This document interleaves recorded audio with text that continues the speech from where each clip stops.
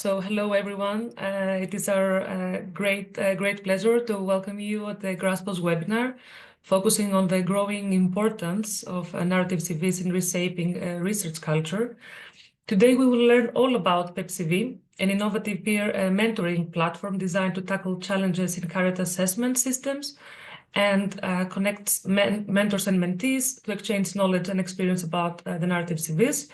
And very briefly, to introduce myself, I'm Angeliki Tzouganatou. I'm a research project manager and open infrastructure specialist at OpenAIRE.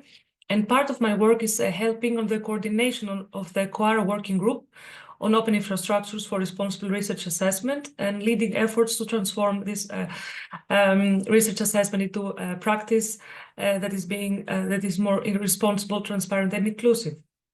And today we have two amazing speakers, experts on this domain. We have Pooja Khurana, community manager of the Marie Curie Alumni Association, where she leads career development initiatives, including the peer exchange platform for narrative CVs, the PEP-CV, MCAA Academy, and a virtual learning program through Coursera. And she also serves as a project officer for the European Citizen Science Project, co-leading the network of researchers for citizen science and volunteers of the MCAA editorial board. And we also have Sapcariu, the program manager for at the Luxembourg National Research Fund, the FNR, responsible for strategic programs and research culture initiatives. And Sean has led the implementation of a narrative CV template across the FNR funding programs, co-produced video with Dora, giving guidance to evaluators on responsible research assessment techniques, and coordinated the creation of the PEP-CV. And a few housekeeping notes before we begin. During the presentation, please keep your microphones muted and cameras off. And for the Q&A session, feel free to unmute yourself and turn on your camera if you wish to participate. You're also very welcome to submit your questions in the chat box. And please note that this session will be recorded and transcribed. And if you wish to participate, but prefer not to be included in the recording, let us know in the chat and we'll ensure your contribution is edited out. And without any further ado, Pooja, Sean, the digital floor is yours. Please, Sean. Good morning, everybody. Good morning, everybody. Welcome to the webinar on PEP-CV and narrative CVs. Thanks for the kind introduction as well as the invitation to join. We are very excited to be here and talk about what's going on with PEP-CV and narrative CVs and answer those questions and discuss. And we want to try to make this as interactive as possible. So before we jump in, any words from your side, Pooja, before we get to the Mentimeter? No, Sean, thanks for the introductions as well, Angeliki, and happy to be here and looking forward, as Sean said, to an interactive visual session. Thank you. Okay, so before we get into the slides, what I would like to do is have everybody here take a look at the slide in front of them. It's Mentimeter. It's an interactive tool for you to join and participate and play along at home. If you could go to menti.com, enter that code. You can use a laptop or computer, or you can also use a mobile device to scan the QR code, and then you can join. We have a couple warm-up questions so that Pooja and I can understand who you are and what you are thinking and feeling. And at any point, there's also at the bottom a open Q&A, question and answer button that you can also use to ask questions. So you can use it in the chat here in Zoom, or you can use them in the Q&A in the Mentimeter. So I'll give everybody a few minutes, a few seconds to jump on, and we'll start. We'll see how this Menti is working. The check-in that we always like to start with. Here's a bunch of goats. How are you feeling today? So you should see those goats on your screen. Click on one or use your mouse to click one and see how it feels. We have some sleepy goats today. Good, number two. Number two is my favorite too. That's always the goat that I go with. Pooja, how are you feeling today? How's your goat? Sorry, I lost I'm number 2 as well today. Nice. Zenya, I see you on video. What's your goat level? I am 6, I think, clearly, actually. A 6? Nice. We have some feisty goats in the audience today. Um, the ones, I hope you're okay. Everything is fine. And for the 3s, I hope that you have had enough coffee. Angeliki, did you participate? What's your goat? It is the second one. The second one. Definitely. Not Second one, nice. definitely. Yeah. So, so I think we have like 70 something people on the, I see 77 participants, but only 37 people having launched. So there's some room for improvement. We need some more goats in the audience. We'll move on to the next one now that we've done that little warm up and seen how everyone's doing. Next slide. So, okay, now a little bit of a more serious question. Who's in the audience? Are you a researcher? Are you a staff enabling research? Do you fund research? Do you do policy? Do you work in the private sector? Are you a publisher? Other. Cool. The other, I imagine like librarians or something. If you're other, introduce yourself in the chat. Tell us who you are. We have 5 others. Fair amount of researchers and research enabling staff. Cool. Nice. Actually, good mix. Less researchers and more kind of like enablers, which is cool. Couple funders, couple policy, a growing amount of others. What's in the chat? Is anybody putting something in, Pooja? Only I did. Oh, only you did. Non-profit organization supporting librarians. Cool. Awesome. Well, we're happy to have you here, and it looks like a nice diverse audience so far. I see 50 people have jumped into the Mentimeter now, so we're getting better. Okay. A couple more questions before we start. Up. What country are you joining from? So you should have a text box in front of you. Just type in the country you're from. For example, I'm in Luxembourg right now, tiny country in between Belgium, Germany, and France. Pooja, where are you joining from? India. A little bit far away. We have Finland and Greece, Portugal, Norway, Ukraine, Cyprus, Netherlands, Romania, Switzerland. Oh, someone added a flag. How'd you do that? Very cool. Yeah, you know how to like beat the system. Okay, a fair amount from Finland and Greece and Portugal, but I mean a very, very broad representation of people from around mostly Europe. But we have some people outside of Europe too. Brazil, cool. All right, 60 responses. Okay, excellent. Glad to see that we have a very diverse audience in terms of like where you're from and what you're doing. Okay, 2 more questions, then we'll jump in. And now another word cloud. If you think of the concept of research culture, what are the words that pop into your head? Words or phrases? Pop them in the text boxes. This is a bit of a comparison. We're going to show you some data from others, but it would be good to know how that matches up. And then we have one more question after this, which is a bit similar, and then we'll jump into the talk. But this is good because then everybody in the group will see what everyone else is thinking, and we can start kind of this discussion from an interesting and aligned perspective. What do we have? In transformation, I like that. Diversity, open, ecosystems, well-being, assessment is there. Inclusive, citizen science. Pooja, you see any interesting ones that pop up in your mind? Integrity. I think that's undervalued, but very important. Right in the middle, huh? Mm-hmm. Xenia, Angeliki, any ones that pop in that you think are important that you want to highlight? It's a lot of words. Oh, sorry. No, definitely integrity, but also collaboration and openness. What about you, Xenia? I think, yes, I will agree with integrity, open, actually, and in transition. I saw in transition or transitioning. Yes, I think all this culture is now, we are in a new era of transitioning. So yes, I think it's very important for us. There's some other more critical ones in there. There's sometimes rigid, difficult to change. I mean, we shouldn't shy away from the challenges, right? Like too much attention for research modality, responsibility. Cool. Okay, one more. Same question, but instead of research culture, research assessment. So same idea. Can be the same, can be different. Be interesting.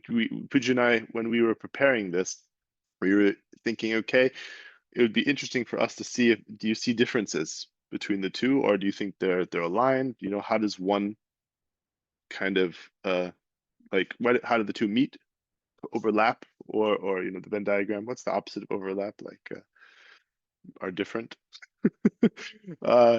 And because the reason why we're asking these questions is because the topics that we're talking about are culture change, research culture, narrative CVs are part of assessment, right? And from our perspective, they're linked, but it's interesting for us to know, right? And like someone wrote in twisted, I completely agree. Oh, there it is. Unjust, twisted, biased. I mean, there's a mix of positive and negative here. What? It's moving really fast. Hold on. Rigor, gamble, ambiguous. Hopefully inclusive.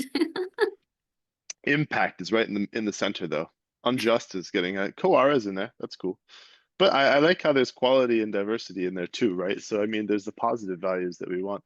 Angeliki, sorry, Pooja, The go. interesting thing is that from all the word clouds I've seen around these topics, impact, diversity, equality are always the biggest ones. So which is very interesting. No matter what the crowd, researchers, organizations, funders, these are the words that stand out the most. Yes. All right, Zenya, Angeliki, anything that pops up to you?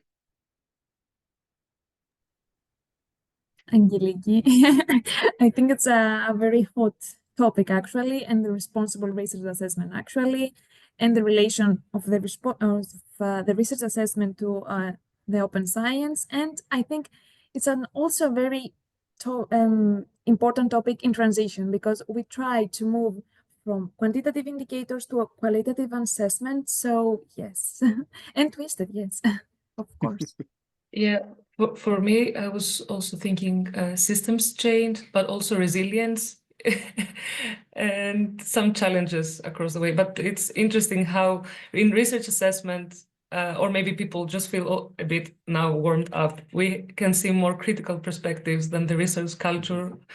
Yeah, that very. I would like to also see them like you know, more in detail after the webinar what actually people have said here. It's still moving, so but yeah.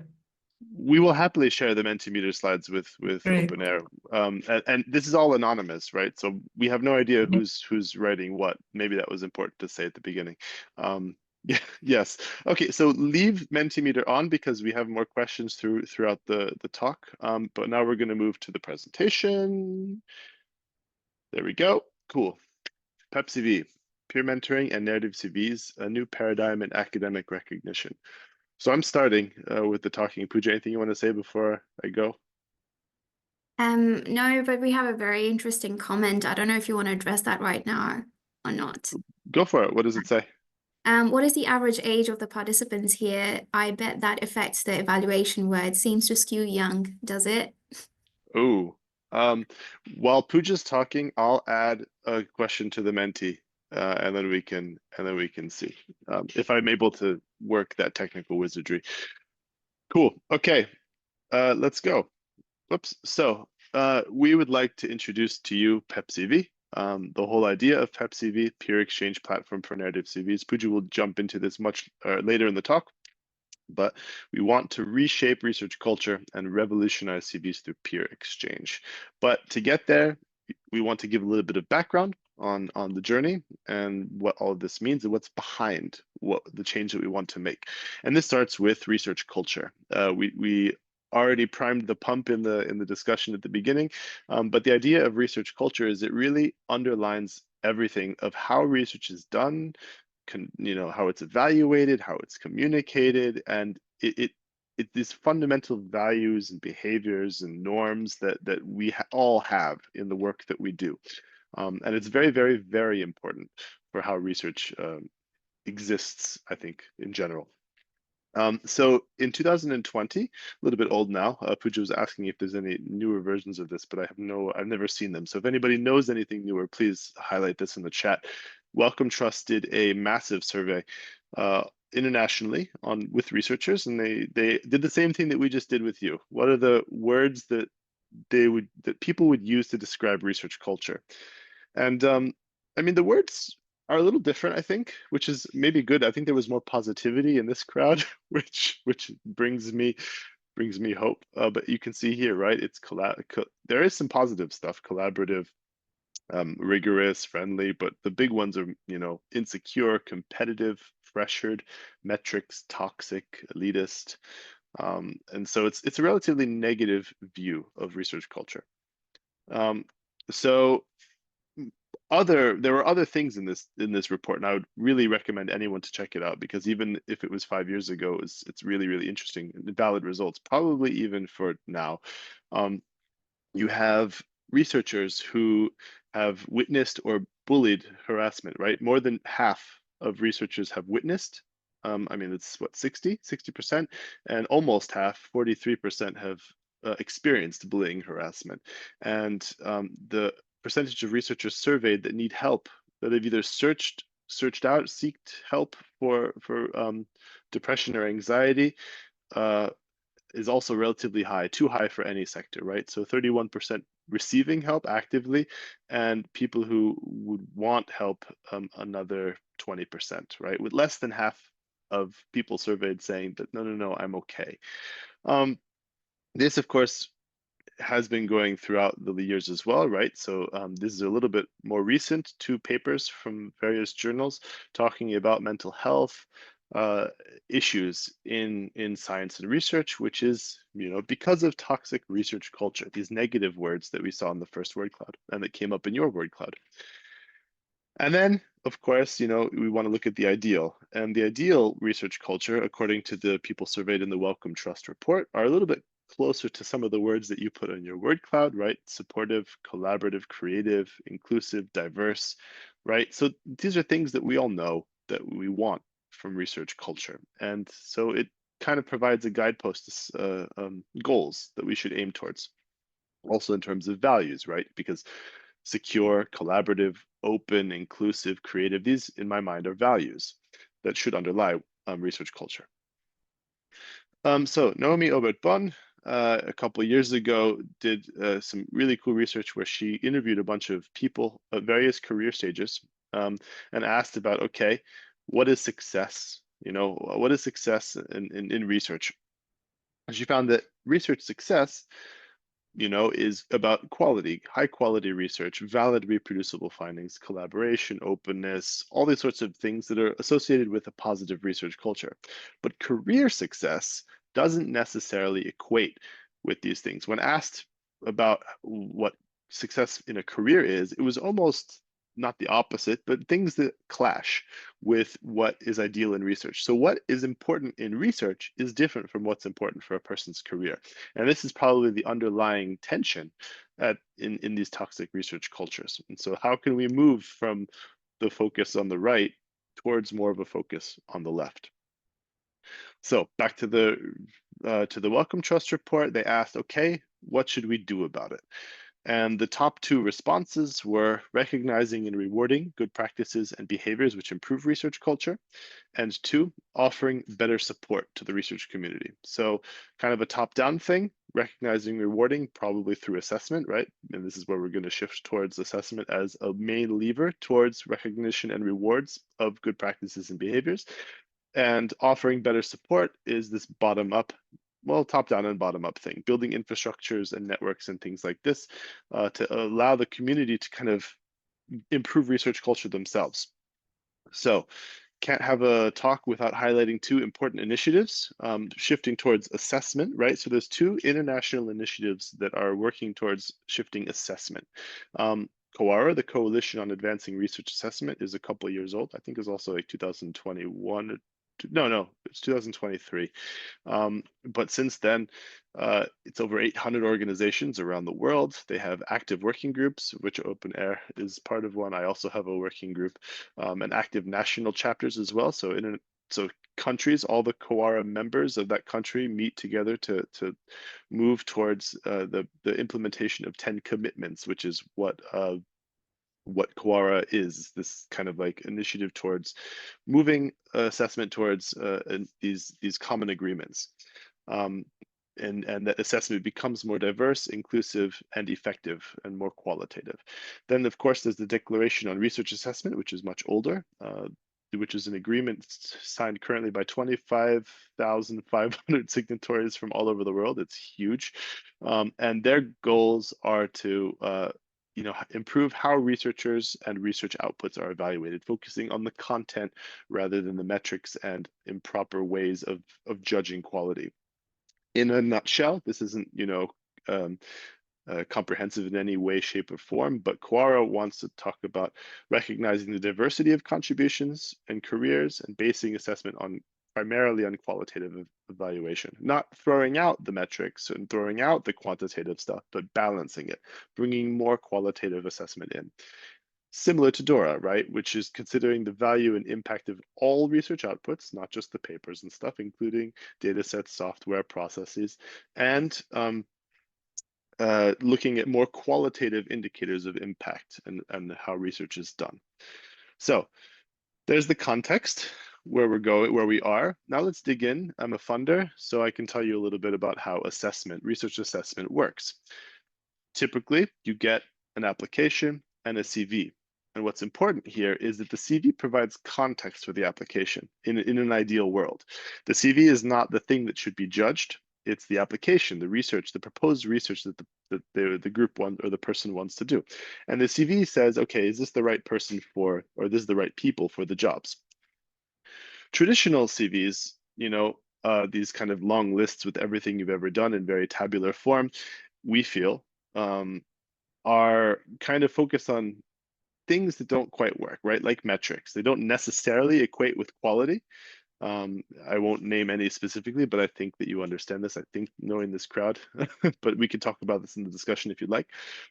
There's lots of quantitative information, which creates shortcuts, right? Because you look at the numbers and amounts instead of the content and the outcomes. And this is clear because there's just too much, right? If a person's written 50 papers, how are you going to read them all? That's nothing bad. It's just a nature of the beast of evaluation. And also, if you have 200 applications to review, it's harder to really spend the time and dig deep into all of them.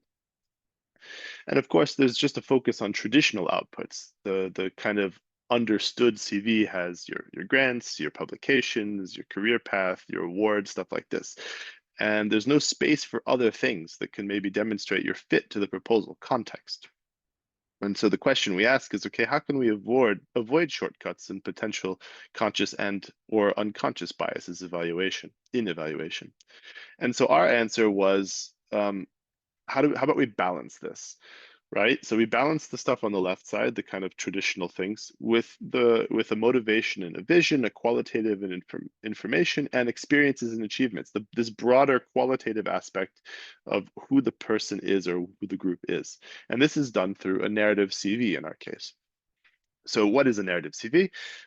This definition comes from DORA from 1 to 2 years ago. It's a structured CV format, so there is structure to it, right? So it has specific headings that you're required to fill in. It's not just a blank template, where we ask for written descriptions instead of lists. So I did this because my goal was this, that, and the other thing, and the impacts were X, Y, Z, and they were important because they were able to reach people and change policy and et cetera, et cetera. And it allows a broader range of experiences, achievements, and output. Again, very important. This is about providing context. And the narrative CVs allow more stuff to be shown than what is normally shown. So research is very complex. There's all the stuff that people see, the publications, the awards, the invited talks, the successful grants, things like this, but there's so much stuff under the surface, and this wonderful UKRI figure, so much stuff that people don't see and is not rewarded and recognized, right? Peer review, mentorship, public engagement, all of that's changing. Development of expertise and career development, team working, co-creation with research users, et cetera, et cetera, et cetera. And so the narrative CV tries to help show more stuff, which is up until now not able to be seen. So a little bit of how, right? There were some questions in the registration. How do I write one? This is just one slide to kind of think about, prime the pump. The idea is, don't just list what you did, write what you did, but with more detail. What did you do? What have you achieved? What did you learn? Reflect on the achievement or the output that you've done.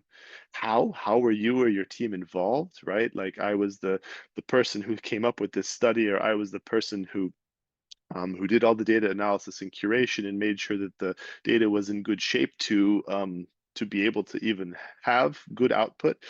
And then the why, right? Why are you proud of it? Why was it important? Why is it necessary for the application, or for your job, or for your career advancement, or whatever the application is that you're going for? So it's about reflection, more context and reflection on what you're doing and why it's important. And then, of course, it's not just writing, is also the evaluation. And this is the tougher nut to crack. We haven't quite gotten fully there yet, because it's difficult to change mentalities. But what's important to note when thinking about evaluating narrative style CVs is the diversity in who is evaluating, right? So the panels, the evaluation panels, the people that look at these things, they must be diverse, because increased diversity leads to more diverse outcomes afterwards. For us, it's very important. Training is key. So there's, we write guidelines, panel briefings. We really try to help the people along. For example, on the right, we have a video that we co-produced with Dora. It's 5 minutes long. We show it at the beginning of every single one of our funding panels, and it primes the panel members to think about, how do I do responsible research assessment? Let me think about a broader range of outcomes. Let me think about potential biases I might have. Let me think about conflict of interest, right?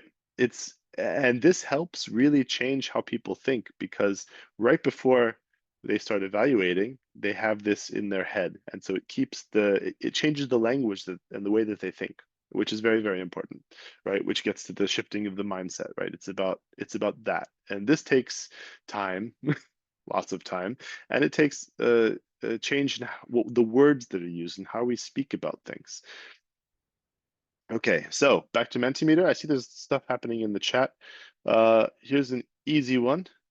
Have you ever written or evaluated a narrative CV before? So you should be able to see this on your screen.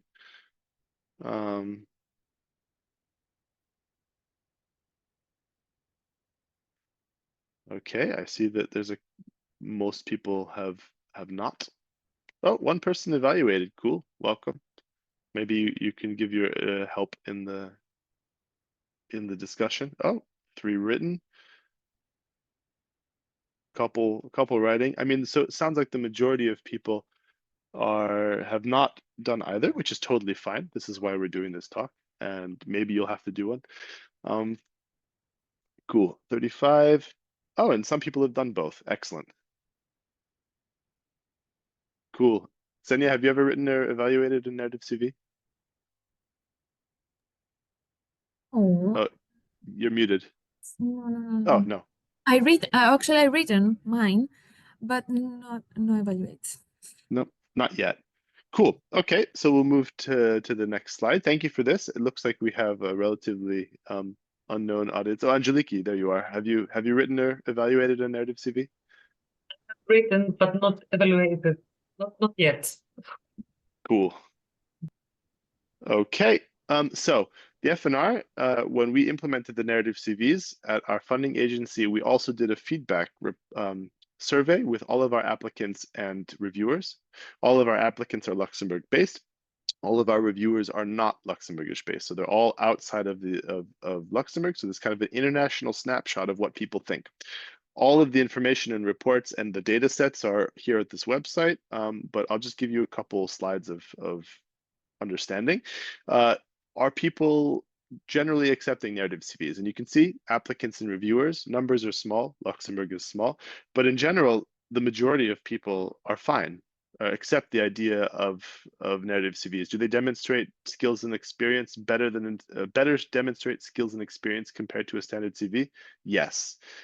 So this is positive news for the uptake and acceptance of narrative CVs. And we ask the evaluators, compared to a traditional CV, does it take more time to review? Is it more difficult to assess? And surprisingly, I was very surprised by these results. It's kind of a bell curve, right? So it's not necessarily more complex or longer to assess and evaluate, which is good because one of the issues of review is that it's burdensome, right? It takes time. And if we're not adding any time or burden to the reviewers, then the narrative CV is a positive change. Conversely, it does add time to the applicant side because it's new. You can't just use your traditional CV. You have to, write a new one, reflect on your CV. But this probably will change as more and more people use narrative CVs. And finally, a very important survey result. We asked the evaluators, how important do you feel it is for the evaluation to allow the applicant to demonstrate a wider range of skills and experience? Is it important for your evaluation that people are using these narrative CVs and demonstrating a broader range of activities? And here you have also majority being very positive about this across all the career stages, right? So not just the early career stages, as we mentioned a little bit about age. So this means the change is positive and change is okay. And I mean, that's also can be seen in the amount of people or institutions that are using narrative CVs, right? So this is around the world, and this is not even a complete picture. So you have like the big names, right? The ERC, the DFG. You have others in Europe, so Wellcome, Research Ireland, UKRI, NWO, SNSF. You have New Zealand here, you have Chile, you have Canada. So you have all around the world people starting to use more narrative style CVs, which is really nice. And this isn't even institutions. There are many institutions like research institutions and universities that are starting to use them as well. Okay, one more Menti. So we've learned about narrative CVs. We've talked about research culture. Now we have some questions for you. Based upon what you know and what you've seen, what do you think? How can narrative style CVs affect research culture? I'll throw it to Xenia and Angeliki. You can talk instead of typing if you want. What do you think? I think, and thank you so much for all these insights, Sean, that you just shared. I think they hold, and I mean this, like so much potential on reforming and in a way opening up or democratizing. I'm not sure if democratizing is the right word for the kind of like fairness that they could potentially bring in terms of assessment and evaluation. And I think this is something that like it used to be so much like top down. Now maybe perhaps we can see this more bottom up approach in a way. And very, very quickly, I want to share that I invited an old colleague from mine to join the webinar because he's interested in similar issues or matters. And he couldn't join because he had another engagement, but he was like, oh, but do you think this is very radical, the narrative CVs? I don't think that the professors they will never like this because professors, they like to showcase like how competitive, like again, all this competitiveness. So I was arguing back. So I think this is what they hold the potential, one of the mechanisms that they will push for the change. So yeah. Excellent. Thank you. Xenia? Yes, I think narrative CVs actually affects research culture and actually what we evaluate in narrative CV and how we write a narrative CV will affect research culture because after the researcher will see what they want to be assessed, particularly in their domain, I don't know. But if it's more, I think the assessment of the quality on their impact of their work, not only how many publications you have or something like this. Yes, so yes, I think it will change the research culture. Thank you. We have a lot of interesting stuff coming in. Pooja, do you see anything that you want to highlight? I think this kind of aligns with the questions we had on the chat as well, that it does add a lot of subjectivity, which actually you posted about this morning, Sean, on LinkedIn. So do you want to comment on that right now or take it in the discussion? Oh no, I this is one of my favorite things to be mad about. People always say that we should use tradition or metrics or whatever because they're more objective, right? An objective evaluation, we should aim for an objective evaluation. But I've been in research evaluation for 7 years now. I've seen tons of panels. I've built evaluation committees and programs from scratch. Evaluation is not objective. It cannot be objective because you have people doing the evaluation and people have opinions and perspectives and biases and experiences. It is impossible to have objective evaluation. We should embrace the subjectivity and dig deeper. Is that what you meant, Pooja? Yes, although I know it's easier said than done because, as you say, people themselves bring so much complexity and diversity of their own understanding, and then the applicants, bring it further. So there's the comment in the middle, more complexity and subjectivity. So I think people would love to understand, how do you train? How do evaluators learn to be subjective without bias? And if bias is inherent and it's going to be in objectivity as well as subjectivity, how do we at least address it, become more aware of it, and then reduce it? I'm right there with you. And I would even argue that, do we need to reduce bias or do we need to open it up and put it on the table so that everybody is aware of what biases that they have and the biases of those around them? Because in my opinion, only by being open and transparent can we really have true open discussions and maybe even a fair evaluation. But that's for the discussion. All right, cool. Thank you for all of this. This is awesome. All of these 32 responses. We'll go through them and share them, of course, with everybody afterwards. So we, of course, Pooja and I love Mentimeter. With all the talks that we give, we like to have this interactivity. And so at a previous talk, we asked what's missing around narrative CVs. And you see here, training, guidance, examples, templates, all these sorts of things. And so this is now transitioning towards PEP-CV, where I will stop talking in a second, I promise. We do not want examples. There's no ideal narrative CV. There's no narrative CV that's going to get you the grant better than anybody else. You're right. The narrative CV is yours. It tells your story or your team's story, and it depends on you and your experiences and your life course and achievements and all that sort of stuff. And we believe that peer mentoring can be more important and more impactful than just giving somebody an example and saying copy paste. So with those words, one last Mentimeter, and then I'll pass it off to Pooja to talk about PEP-CV. How can peer mentoring affect research culture, right? I imagine that people here know what mentoring is. I hope. If you don't, raise it in the chat. And maybe again, we'll throw it to Xenia and Angeliki. What do you think? Peer mentoring, how can that affect research culture?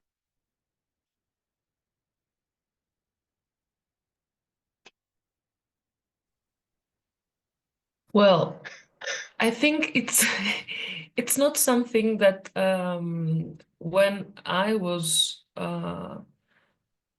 like doing my let's say postgraduate studies or even after was very much on the around us. So I only know, I mean, I haven't really practiced it through a lot, but I believe that it is like it holds a lot of potential again. So, but I'm not very much, so I would like to learn more. I haven't really practiced it in a way myself, if that makes sense. So I don't know if it is because of like geographical region or it's not so prominent or it hasn't been so prominent here.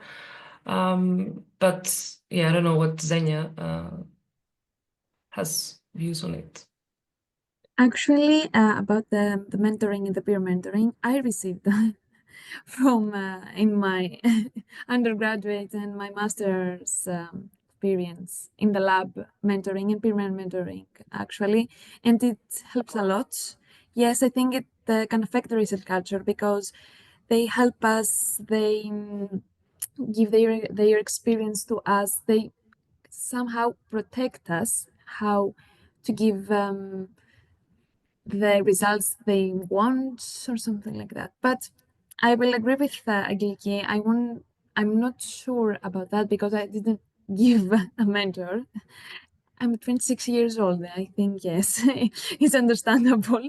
And I want to learn more about it. All right. Pooja, anything you see here interesting or anything you want to add? I kind of agree with all the points here. Empathy, perspective, that's what it's all about. Addressing the diversity, subjectivity in an open format. I think that's what we just touched upon. And there's a great comment in the chat around subjectivity and transparency, which we all agree with, and we talked about as well. That if there is going to be subjectivity, there's needs to be an understanding because it's people in power making a decision for the applicants. But here I'm not a funder, I'm not an assessor in this position, but as Sean mentioned, even in an objective format, it is people in power making those decisions, taking those decisions and influencing lives in a subjective manner. If you want to believe it or not, that's another thing. But I mean, these are issues that will always exist. And yes, transparency and honesty as much as possible that these things are talked about. There isn't a transparent evaluation system. Hannah, yes, please join in.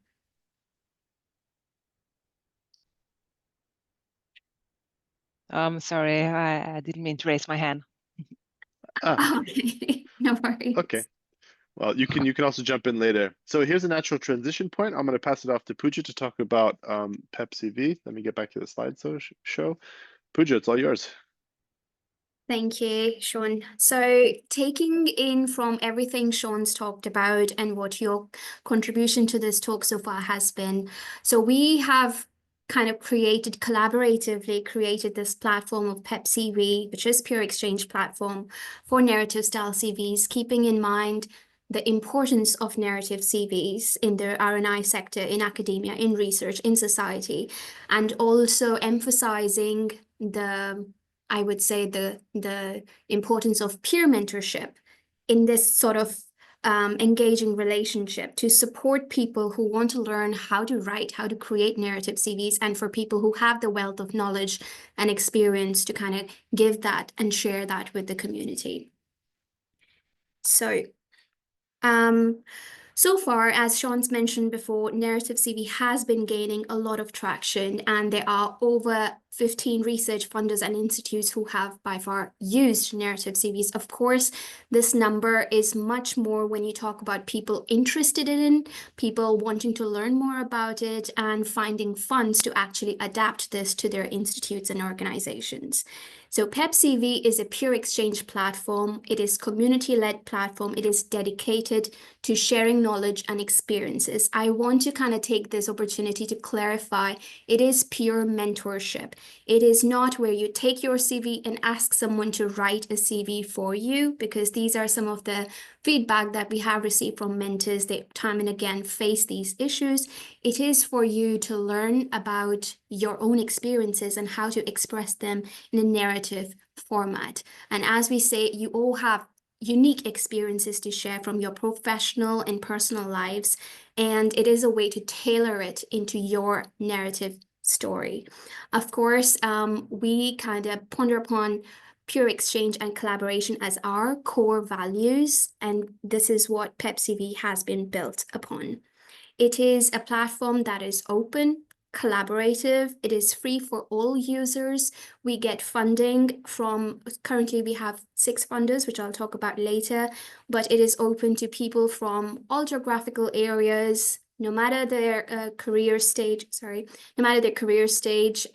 their backgrounds, their experiences, everybody is welcome to join PEP-CV and either contribute in a way of sharing knowledge or gaining knowledge from others.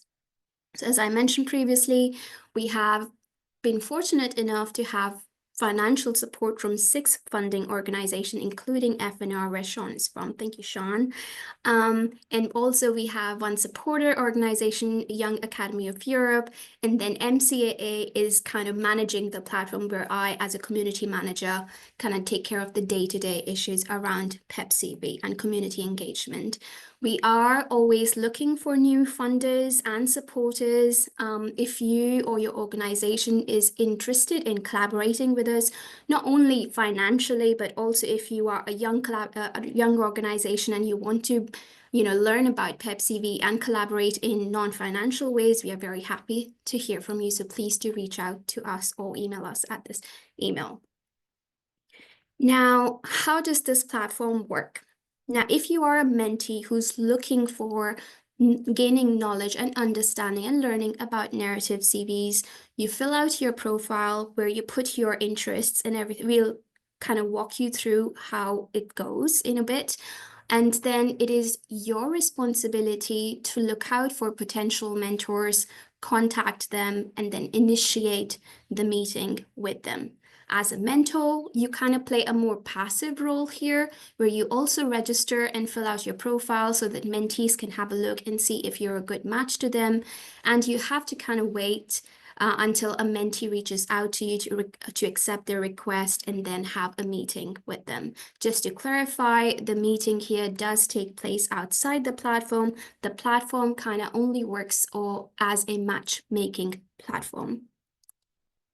Now, who can be a mentor? Anybody really from any scientific field or outside who has written a narrative CV, who has either or evaluated a narrative CV and has had a diverse career path, because that is, I would say, always more interesting and also shows diversity of experience, not just professionally, but interpersonal skills as well. On PEP-CV, we have a bunch of resources and knowledge base and also video for mentors and mentees where they can learn more about how to write a narrative CV. So with that, Sean and I are kind of quickly going to walk you through, if you're new, haven't used the platform, these are the ways how you connect with a potential mentor. Sean, over to you. Yes, so me as a mentor, I joined PEP-CV and I want to find a mentor. So first thing, I go to my profile, I write a little description so the mentors can see who I am. I add all of my information, right? Where I'm from, what scientific domain, or if I'm not a scientist, that's also there too, job family, what languages I can speak, and very importantly, the different career experiences that I have had or that I'm looking for. And as a mentor, the profile looks exactly the same. Then I will go, once my profile is complete, I will go to the All Mentors section, which is just a list of all the mentors on the platform, and I will filter based upon what I am looking for in terms of languages that I can speak, the region, the scientific domain, and again, these career experiences. What are the things that I want to learn how to write about and how to express in a narrative CV? And so I'll pick a couple, and then I will filter, and then the people that match will appear. I see that Pooja here has the things that I'm looking for. I'll check out her profile, and then I will request a mentorship, at which point she will get a message. Pooja? Yeah, thank you, Sean. And so if you're a mentor, once you log into your profile, you have to be registered for either of the options to be a mentee or a mentor. You see that you've had a request from a potential mentee. You look at their profile. If you consider yourself a good match, you go here in your settings and you accept the mentorship. What happens next is Sean, mentee. I will go to my dashboard. I will see that I have the accepted, an email will be sent to both Pooja and myself saying mentorship is accepted, please reach out. it's on me as a mentee to reach out to my mentor, Pooja, arrange Zoom call, Teams, phone call, whatever. And then when it's done, I'll go back to the dashboard and I'll say end mentorship, where everything went great. I can even review Pooja. She was great. She's very caring and responsive and gave me great advice. And then when that's done, I will have a much better CV than I did before. Hopefully. All right. So if you are new to the platform, here is a QR code. You can scan it or go to the website PEP-CV at mercury.mercuryalumni.eu and kind of click on the join the PEP-CV. Here is a kind of a snapshot where you see the details that are required for a member for joining as a member. You can join as a mentor and a mentee. There was a question in the chat as well just now. And so, but why is it essential or even, interesting for mentors to join the PEP-CV platform? Of course, in the spirit of collaboration and peer support, you get the opportunity to share your knowledge and skills with a wider range of community. You can also add this experience of mentorship on your CV and enhance your qualitative skills outside your profession, and of course, contribute to the principles of EDI, which are so important in today's day and age. At PEP-CV, we are also working on recognizing the efforts of both mentors and mentees, and we are soon going to be introducing a certificate of recognition for both. As mentees, of course, you get the opportunity to have a platform that is enriched with people with tons and tons of experience within Narrative CV from diverse fields of careers and also from almost like it's a global platform. So people join from all over the world. So you can connect with even more than one mentor here and kind of really take the skills and life experiences in Narrative CV and outside from them and learn from their own experiences and contribute to your networking skills as well as your career growth. And as I mentioned earlier, there is a certificate of recognition for even mentees. Why? Because mentors will not be getting this skill of mentorship without the contribution of mentees. So we do consider it is important for us to acknowledge the efforts, time, and knowledge of both mentors and mentees on our platform. And mentees can and should become mentors, especially once they've gone through the mentorship process and learned the skills. Also take their learnings, what they liked, what they did not like from their mentorship, and apply the good things in their mentorship, being as mentors for other people. Now, an exciting news, some of you might be aware, and this might be new for some people, that just last month we officially signed our collaboration with ORCID. For those who are new to ORCID, it is an open researcher and contributor ID. It's a unique researcher ID, almost like a virtual CV for researchers, where one can have their profile connected to research organizations, funders, publishers. So everything that you have gained or contributed to in your professional life can be seen by, looked at, all these different organizations. So it kind of improves your researcher discoverability by all these organizations. And not only that, but you can also list all your works, your past experiences, and your affiliation even outside your professional experience, for example, the mentorship. And so by collaborating with ORCID, we want to highlight your contribution. We want to recognize and reward your contribution as a mentor, also as a mentee, and showcase these skills that you have acquired or shared with the community in a more qualitative way, which feeds into the importance of Narrative CVs. So we are in the process of finalizing the IT-related integration with ORCID, and somebody did raise a question in the registration forms, how does it work? We will be holding an educational and informative webinar with ORCID in the coming months, but just to kind of give you a snapshot, once you as a mentor and mentee have finished your mentorship, you will kind of be prompted to click on End Mentorship, and you would have already signed in your ID of the ORCID ID, so it'll automatically showcase your experience or mentorship, the number of mentorships you have completed on PEP-CV automatically integrated with your ORCID profile. So you don't have to do much, you just have to finish a mentorship, hopefully a positive one, and then your contribution is shown on your ORCID profile, which is then seen by all these amazing organizations and contributes to your career development and growth. So, of course, we are a global platform. We do face tons of challenges. And as we were talking about values earlier, EDI, equity, diversity, inclusion is one of our core value as a PEP-CV platform. But when we talk about EDI, we're not only talking about personal aspects like gender, sex, ethnicity. We're also talking about diversity of topics and fields. Somebody raised a question in the chat just now. Are narrative CVs more for this particular field or that? These are differences that could be confusing or worrying for certain people. There are differences in expectations. Some people just want a quick CV. They want the mentor to write the CV for them. So there could be a mismatch in what you want or expect out of people. And of course, we've talked about this, but we can't talk about this enough. We all have inherent biases. We do discriminate. We discriminate people, we discriminate professions, we discriminate countries. There's no limit to it. And these kind of challenges, although subtly, but do show themselves up in the mentorship platform as well. Community management of an international, global, such a rich community could be challenging at times as well. Taking care of all these needs and then prioritizing them, because why? We are a young platform. We do have funding limitations as well.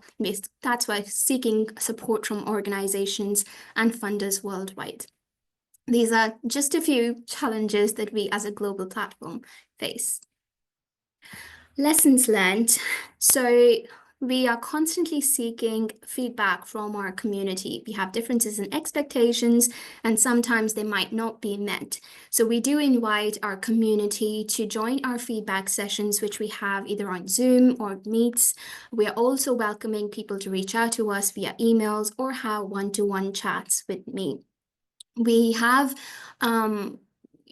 gotten this feedback from the community that they don't feel that their contributions are recognized, and keeping in, to address this need, we are now integrating with ORCID. We are going to issue certificates of acknowledgement and recognition to our mentors and our mentees. There have been some requests to have additional features on the platform that we are also addressing. And of course, time and time again, we do see challenges come up with diversity and inclusion. And I've mentioned here shadows of discrimination, which feels like a very big word to use here, but it's also the reality of a global platform, which we would like to address in our upcoming work that we do.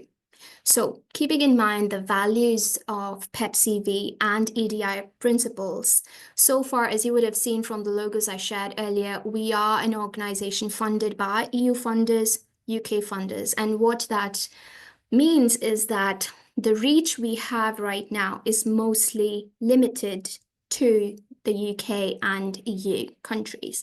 So as a next step, Sean and I are going to take PEP-CV, introduce it deliberately, make an effort to introduce it to funding organizations, universities, institutes, researchers outside EU and UK, because the more number of people who know about it, the more number of people who join from all these countries, the more diverse it makes, is the more how people are able to open their mind to these differences.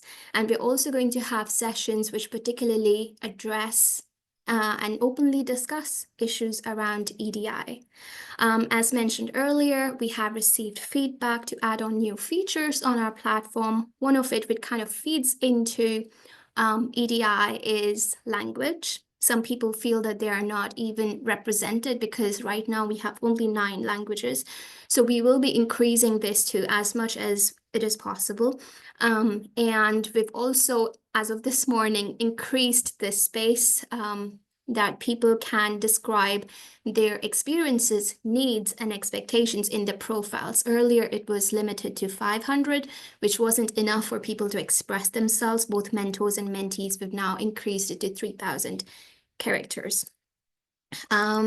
So we have also made a new feature where we have introduced a resource guide. This is specific to narrative CVs, and it's so we have made a section which is only accessible to registered people right now because it is for the PEP-CV community, where we have kind of compiled the templates of the funding agencies who fund PEP-CV to kind of give people a chance to see what narrative CVs look like. If they're new, it kind of gives them something to get started with. We will also make, hopefully, a community-led resource hub where mentors, mentees can share resources that they know around narrative CVs or peer mentoring as well, or any events, etc. So this is something that we're still discussing, but I think it'll be a great engagement tool for people to kind of contribute actively as well and share resources with other people. And reward and recognition is, as mentioned earlier, we have taken on this feedback and we're already finalizing our next steps with ORCID. All right. So last but not the least, we have some amazing events coming up in the PEP-CV community. Marie Curie Alumni Association is having its 2025 annual conference in Krakow in Poland in March. I've put a QR code for anybody who's joining from MCAA or is going to be in Krakow around that time is more than welcome to check out our conference and say hi to me. And within the conference, we will also be hosting a mentorship festival.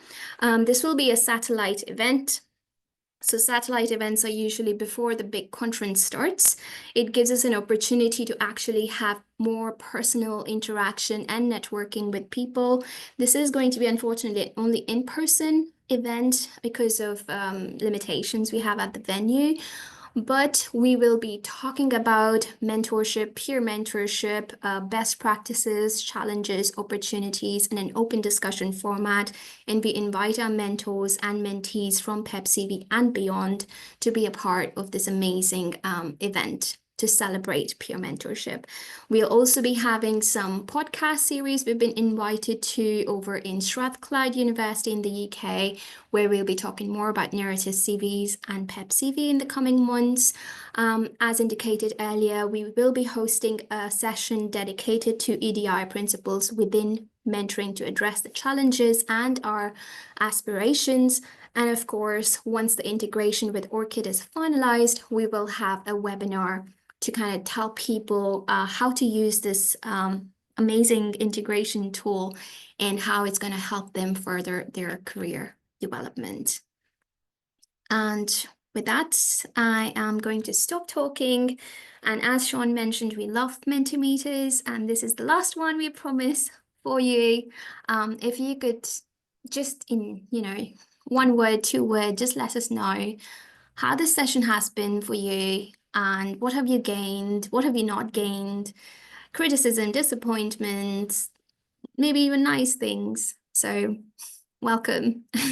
And there's Sorry. of course time for discussion afterwards for Yes. those who stick around. Absolutely. Angeliki, Dania, do you want to take a first stab? What are your main takeaways? Yes, thank you so much. Again, quite fantastic, everything I heard. As I said, I wasn't very familiar myself in practice with the mentorship, and now I'm quite sad I never had the opportunity to get over. But I mean, I can do it now. But I mean, in my earlier, let's say, days, very informative and also quite exciting and let's say positive for the future, and I don't want to be overly, like living up in my cloud and not seeing the challenges, but I think it's important that we also focus on the work that you have done, and it's so impactful. And I want to stick to the positive things. I don't have something negative to say, aside from all the challenges that we all know, and the systems change and the transition and adoption, very important. But I have some questions, but I first would like to see and hear what Xenia thinks, and the other everyone else. Let's give them priority to the attendees. This Xenia. Personally, I think it was a very fruitful presentation, actually, and I think how PEP-CV actually creates the narrative CV, it's quite easy just to pick, tell your story and connect with the ORC-ID, yes. Actually, I see many messages on the chat, so I would like to give the opportunity to our audience to speak. If they want. Then let's do it. I'll stop sharing. The Mentimeter is still open if people want to add Q&A that way, or chat. There were questions in the chat already where people can raise hands. How do we want to do this? We could definitely like that, or otherwise, if people don't, I think Seljuk said that they couldn't speak or something earlier, so they have raised a couple of questions a bit earlier, like half an hour ago. So maybe I can go over these questions for you. So the first question is, do narrative CVs hold the same level of importance across all disciplines? For example, physics, mathematics, social sciences. So good question. Yes and no. So if you look at the data from the FNR feedback survey, there are differences between, we didn't do in-depth individual domains, but we kind of grouped social sciences and humanities with kind of natural sciences and engineering and stuff. And there were some differences between them. And of course, the changes across domains or within domains will take time. But in general, it's okay. The natural sciences are more in favor than the social sciences, which is a little bit interesting, but it's just a matter of time and changing expectations and mentality and words. So short answer, no, not yet. quite interesting. Yeah. Pooja, do you want to add something on that? I want to add a question on that, Sean. And it's a very naive question from funders' perspectives. Are there differences so if we just talk about narrative CV right now, coming from different fields of sciences, they have different kinds of outputs. And when we introduce subjectivity to it, there's a lot going on here. How do we make sure that the assessment is not all over the place, but still structured in so much of diversity of field, expectations, research outputs, yada, yada? This has to do with how you structure an evaluation process, right? So if you want to have like for example, there are panels that are topic specific, right? So all the biomedicine or all the history things are grouped together, and there you have the norms of the individual fields, and those play a role, and then that's how narrative CVs are taken into account there differ between the domains very clearly. But if you're doing cross-domain evaluation, it's much more difficult. And there, it really comes down to, it's on us as creators of the evaluation process of how do you ensure a process that takes into account things at a different level and doesn't kind of, fall into the details of one domain versus the other. We're working on it, but usually funders focus on domain specific stuff. Is there cross communication amongst evaluators from different fields? There is. There is in some cases, not a lot, but in some cases. Mm-hmm. Sorry, more questions from the audience. Very interesting. Yes, let's move on, and maybe we can circle back if we have time. So, second question: unlike structured CVs with clear metrics, for example, publications, citations, grants, narrative CVs introduce subjectivity. How do panels ensure fairness and consistency when comparing different applicants. How will we trust the evaluators in this case? Yeah, well, we talked about subjectivity already, so that I don't Yes. think we need to talk about again. But the second and third question, I mean, trust, you need to trust. If you don't trust the process, then what's the point? You know, like you need to trust that the evaluation committees and the panels are doing their job and we are controlling them and making them do their job to the best of their ability. We need to trust that, you know, we as funders, we need to trust the researchers are not, you know, doing bad practice and copying, stealing each other's ideas, right? Like there needs to be some level of trust here. And also responsibility on our side to make sure the process is okay. Right, so funders have a responsibility to ensure a fair process, just as institutions have a responsibility to also ensure a fair process of hiring and promotion. Researchers have a responsibility to ensure a fair process of research that they do, that it's of, you know, integrity and ethical standards, right? So we do our job to try to make sure that these things are taken into account. And like, you know, we sit on panels. Funders sit on panels. Evaluation committees at institutions have people, observers as well, or people that sit and make sure the process is going okay. Yeah, integrity, I hear it's the core of it. Pooja, you want to add something? Great. So then we move to the third question. So if AI tools can generate well-structured, engaging personal stories, does this undermine the authenticity and purpose of the narrative CV format? They can't though. Like not yet. So AI tool and LLM, a large language model, ChatGPT, Google Gemini, Copilot, whatever, they're extremely useful for making sure that the language bias is reduced, right? If you're not a native English speaker or whatever language that you're writing in, they can help you with form and structure and stuff like this. But content, an AI can't tell you what you've done, right? Nobody understands what you've done as well as you do and why it's important and how you've contributed. I don't know, Pooja, what do you think? I would say I would kind of counter argue here that AI will have more influence in an objective CV, in a traditional CV rather than a narrative CV. And I think there's a lot of questioning these sort of AI objectivity here. I think it affects traditional CVs as much as it affects narrative CVs. As Sean mentioned, it does reduce the bias when it comes to language. But at the same time, what confuses me is that the sort of questions we ask about narrative CVs are also applicable for traditional CVs. It's just that we have been using traditional CVs traditionally and for decades and decades that we have never questioned them. And I would urge and actually invite people, the questions that we are raising as concerns towards narrative CVs, if you just replace narrative to traditional, do they apply? I want this to be kind of an introspective thing for people to kind of consider and understand.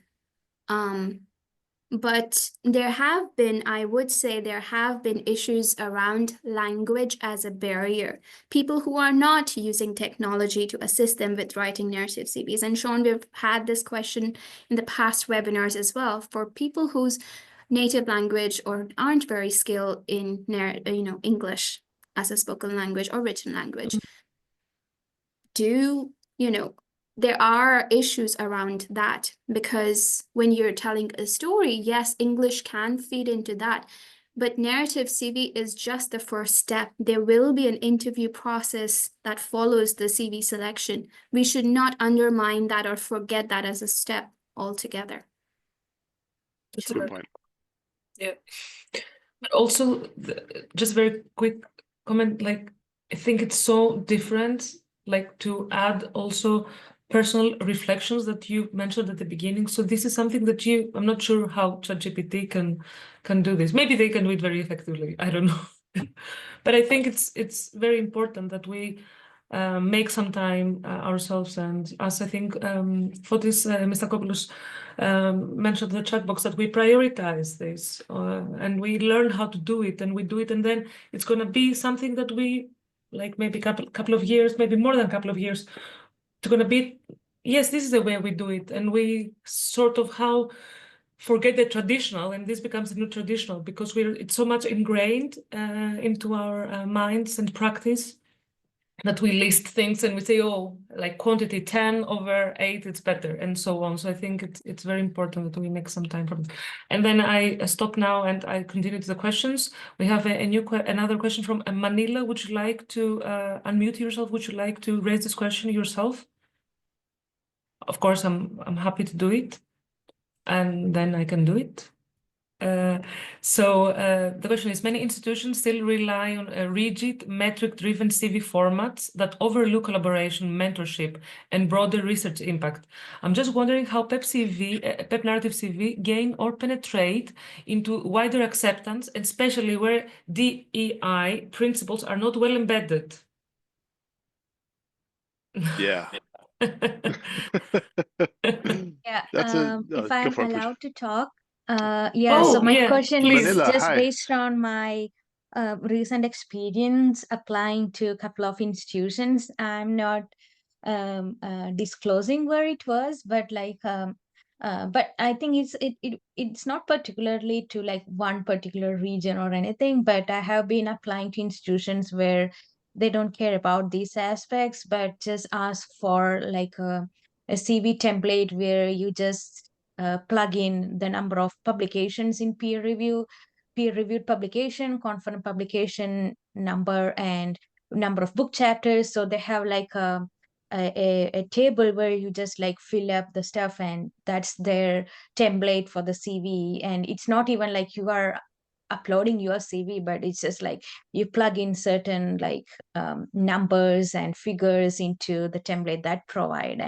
And this has been like I have been like so overwhelmed filling up these, because it takes a lot of time to customize to their template, and it's basically just like plugging in numbers, which doesn't make any sense at all to me. And I'm just questioning how fair the process of those kind of CVs based I mean like job, I mean like hiring process will be. So yeah, and seeing all these things about narrative CV, I'm not sure like how much impact that can have like on these kind of practices.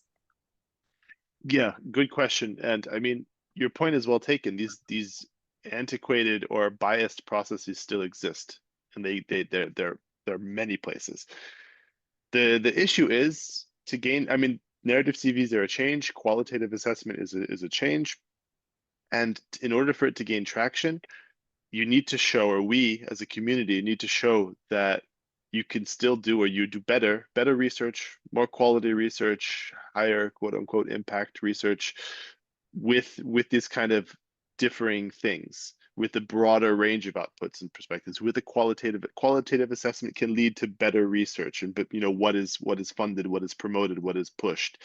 If we show that, then the dominoes will fall, and people will be like, oh, but this is how we get better research, so we will change our processes as well. We need to show this and gain evidence, and we're very, very early in that process.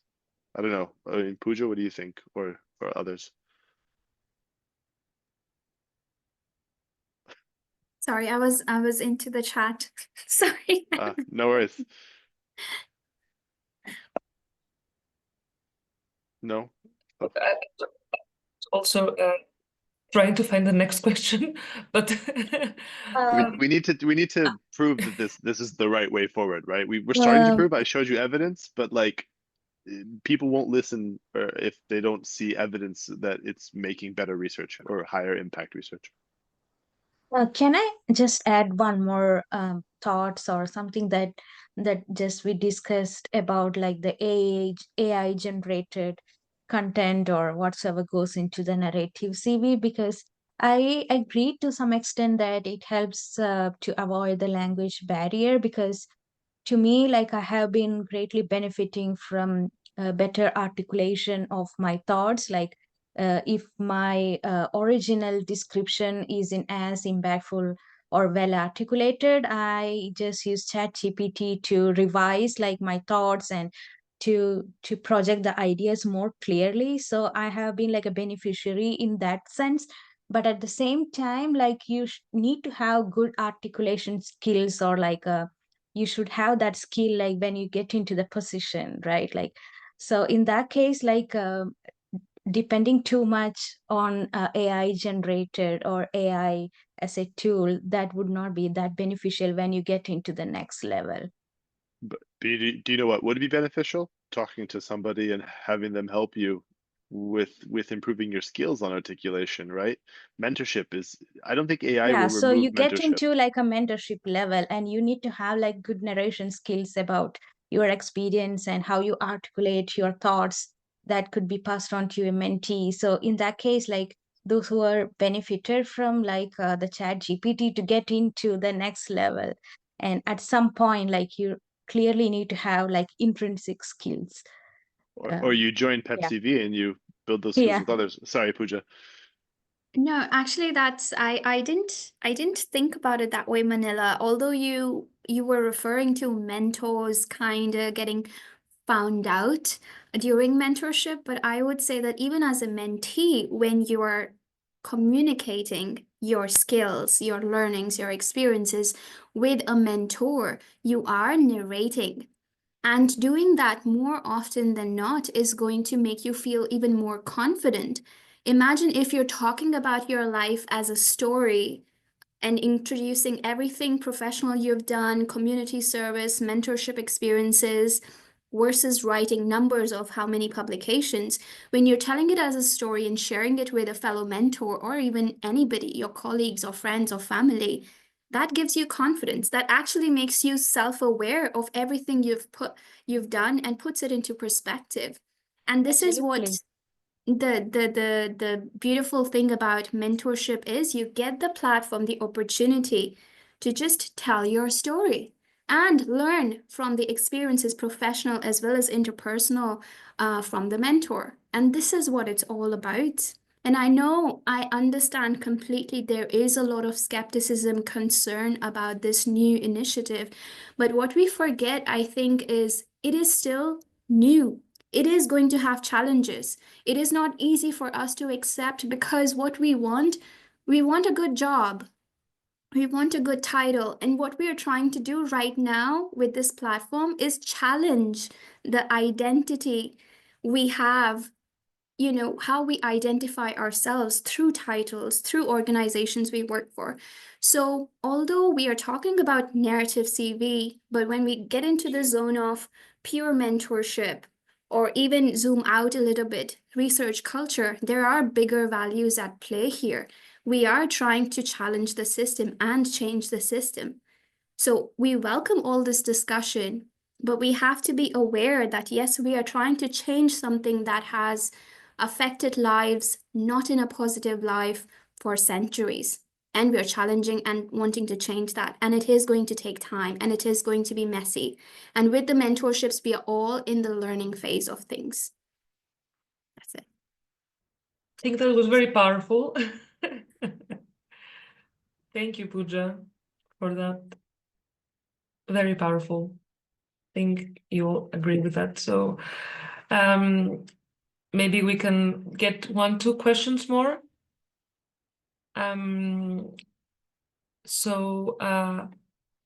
We have a next question about the PEP-CV format, which is globally accepted. Some continents want personal information as well. For example, in Asia, how about CV for a job, employer, and fellowship? Not sure I get that right. Maybe he's talking about this person's talking about personal information. Maybe Anka, if you would like to speak up. I think he's left already.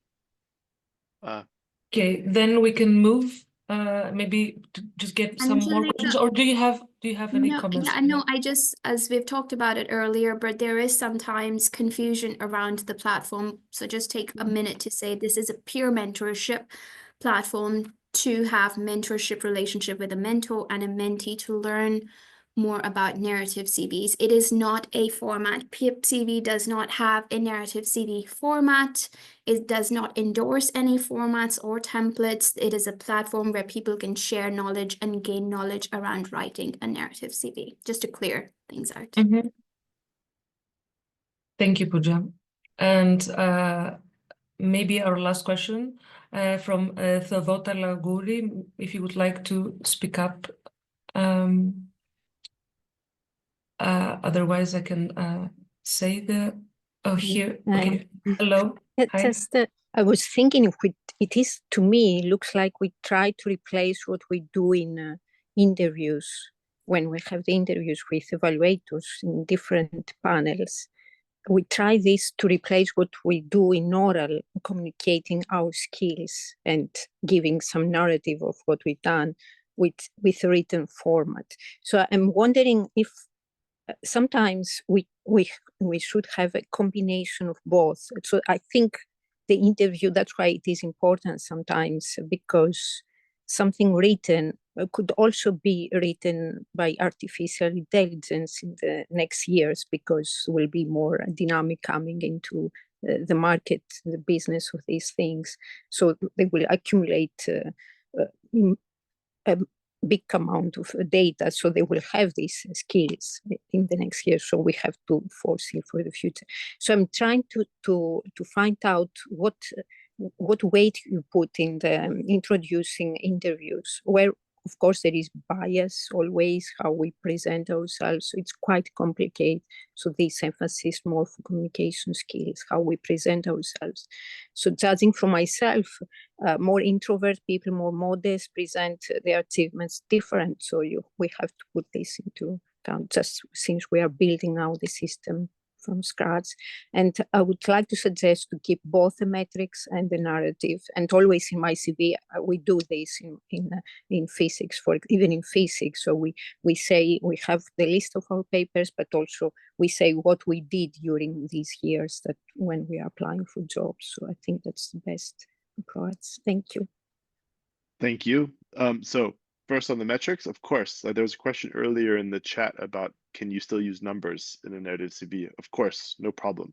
They should not be improper measures of quality, right? Like H-index, for example, does not measure an individual's quality, or a journal impact factor says nothing about the content of the paper, or the science or the research. So those, you have to be careful, but I'm not saying no metrics. Balance is good and important.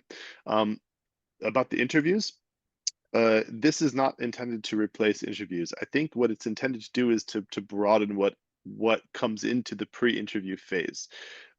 Plus, not all evaluations have interviews. For example, if you're a funder or an institution and you get 500 projects, you can't have 500 interviews. So this is just ensuring that some of the stuff from an interview can come through, and it's not just what's your H-index, 8 papers is better than 6 papers, stuff like this. Yeah, and maybe I will add another comment, how it's about that sometimes our CVs are screened by AI tools. So how we can prevent that, what we can do in the narrative CVs that would not be possible, it's not possible. So we have to think more how to prevent these kind of policies that are that depends on the person or the group doing the institution doing the interview or the assessment. We don't do that, but yeah, it's probably coming. Okay, thank you. That was great seminar and great initiative. So thank you. We're trying to support. Actually, I'm also from Marie Curie, from the policy working group, and I'm the chair there, and I'm going to support this initiative with Pooja. We're going to advance more on this initiative. Thank you very much. Thank you. Thank you, Tzouganatou, for the contributions, and thank you everyone for being here. I really enjoy our discussions. It was a very meaningful, insightful webinar. Unfortunately, I see the time, so I think we have run out of time actually. So we need to finish and stop here for now, but I'm sure the discussions will continue.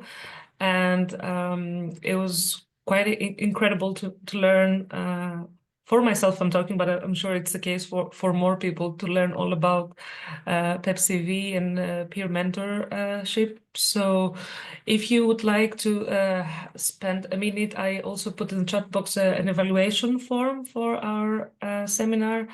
And have a great day all. Please keep in touch. I'm sure you have more questions for Pooja and Sean, and you will, while you're trying to understand and play around with the PEP-CV and the platform. So please get in touch with them, with us. Really looking forward to seeing you again. And thank you to Pooja and Sean for your time and the incredible discussion you started.